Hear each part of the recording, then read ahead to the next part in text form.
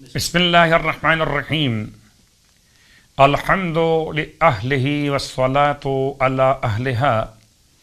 ماہ مبارک رمضان کی دعاؤں کا سلسلہ، اور آج ہم تلاوت کر رہے ہیں 13ویں شب کی دعا۔ بسم اللہ الرحمن الرحیم۔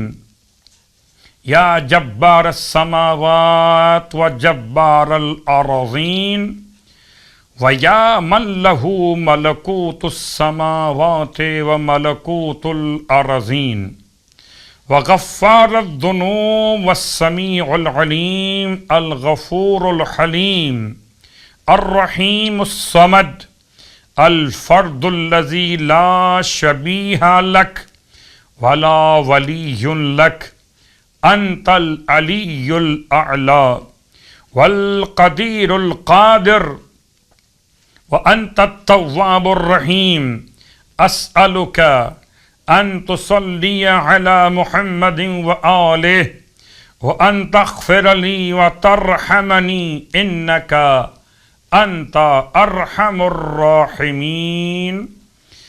اور شب کی دعا کی تلاوت کے بعد 13ویں شب کی نماز مولائے کائنات علی ابن ابی طالب علیہ السلام کی روایت فرماتے ہیں 4 رکعت نماز پڑھی جائے 13ویں شب میں، 2 رکعت کر کے، جس کی ہر رکعت میں سورہ الحمد کے بعد 25 مرتبہ سورہ قل هو اللہ احد یعنی سورہ اخلاص کی تلاوت کی جائے۔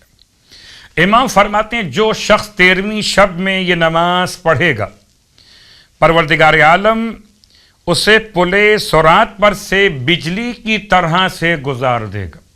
پروردگار پلے صراط کی مشکلات ہر مومن اور مومنہ کے لیے آسان فرمائے بحق امیر المومنین علیہ السلام۔ اور اب آنے والے دن کے روزے کا ثواب، یعنی کہ 13ویں دن کے روزے کے ثواب میں پروردگار عالم کیا عطا فرمائے گا؟ اللہ کے حبیب صلی اللہ علیہ وآلہ وسلم ارشاد فرماتے ہیں، اور 13ویں دن پروردگار عالم اہل مکہ اور مدینہ کی عبادت کے مثل تمہیں ثواب عطا کرے گا، اور تمہیں مکہ اور مدینہ کے درمیان ہر پتھر اور مٹی کی تعداد میں شفاعت کا اختیار عطا فرمائے۔ مکۃ المکرمہ مدینہ منورہ کے مابین جتنے پتھر پائے جاتے، جتنے ریت کے ذرات پائے جاتے، ان کی تعداد کے برابر تمہیں روز قیامت لوگوں کی شفاعت کا اختیار دے گا۔ اب آئیے 13ویں دن کے دعا کی تلاوت کیجیے۔ بسم اللہ الرحمن الرحیم۔ اللہم طہرنی فیہ من الدنس والاقذار وصبرنی فیہ علی کائنات الاقدار ووفقنی فیہ للتقى وصحبت الابرار بعونک یا قرۃ عین المساکین۔ اس دعا کی تلاوت کے ساتھ آج آپ کی خدمت میں جو نماز بیان کی جا رہی ہے، یہ نماز رفع اندوہ، یعنی کہ پریشانیوں کے دور کرنے کی نماز۔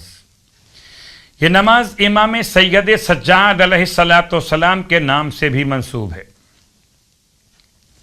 روایت ہے کہ اگر کوئی پریشانی اور مشکلات چوتھے امام کے لیے پیش آتی تھی تو امام علیہ السلام وضو فرماتے تھے اور چھت پر جا کر 4 رکعت نماز ادا کرتے تھے۔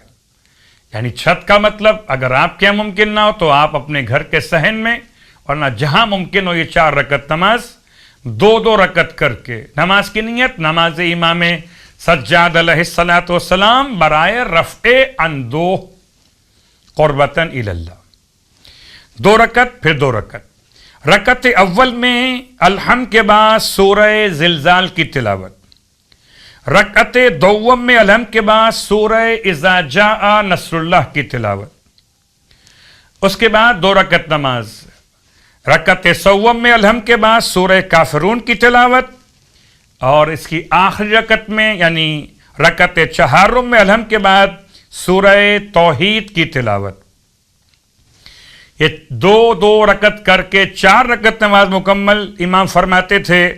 اس کے بعد اپنے سر مقدس کو جانب آسمان اٹھا کر خدا سے دعا مانگتے تھے کہ پروردگار دروازے آسمان کے کھول دے، اپنی رحمت کے دروازے کھول دے، آسانیاں عطا فرما دے، اپنی رحمت کو نازل فرما دے. پروردگار تجھے تیرے ان ناموں کا واسطہ جن کے ذریعے سے تو مشکلات کو دور فرما دیتا ہے، اور ان ناموں کا واسطہ کہ جن کے ذریعے سے تو اہل قبور پر اپنی رحمتیں نازل فرماتا ہے. پروردگار محمد اور آل محمد پر اپنی رحمت اور درود نازل فرما اور میری حاجتوں کو روا فرما. امام فرماتے ہیں اگر کوئی بھی اس طرح سے اس نماز اور اس عمل کو انجام دے تو پروردگار عالم اس کے قدم کے اٹھانے سے پہلے اس کی حاجتوں کو پورا فرما دیتا ہے. پروردگار بحق امام سجاد علیہ السلام تمام اہل ایمان کی حاجات شرعیہ کو پورا فرمائے.